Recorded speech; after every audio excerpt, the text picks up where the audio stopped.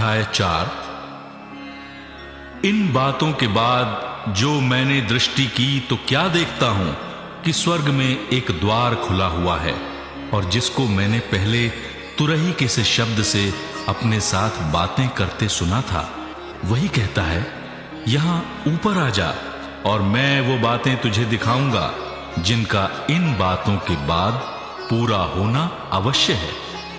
तुरंत मैं आत्मा में आ गया और क्या देखता हूं कि एक सिंहासन स्वर्ग में रखा है, और उस सिंहासन पर कोई बैठा है, और जो उस पर बैठा है वो यशव और माणिक के सा दिखाई पड़ता है, और उस सिंहासन के चारों ओर मरकत सा एक मेघ धनुष दिखाई देता है।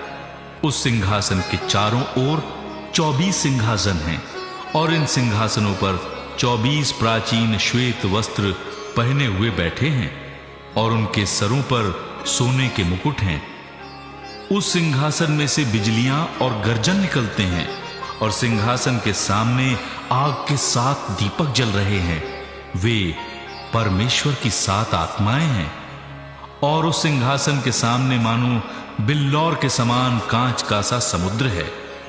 सिंहासन के बीच में और सिंहासन के चारों ओर 4 प्राणी हैं, जिनके आगे पीछे आंखें ही आंखें हैं। पहला प्राणी सिंह के समान है, और दूसरा प्राणी बछड़े के समान है। तीसरे प्राणी का मुंह मनुष्य का सा है, और चौथा प्राणी उड़ते हुए उकाब के समान है। चारों प्राणियों के 6-6 पंख हैं, और चारों ओर और भीतर आंखें ही आंखें हैं, और वे रात दिन बिना विश्राम किए हुए ये कहते रहते हैं, पवित्र पवित्र पवित्र प्रभु परमेश्वर सर्वशक्तिमान, जो था और जो है और जो आने वाला है।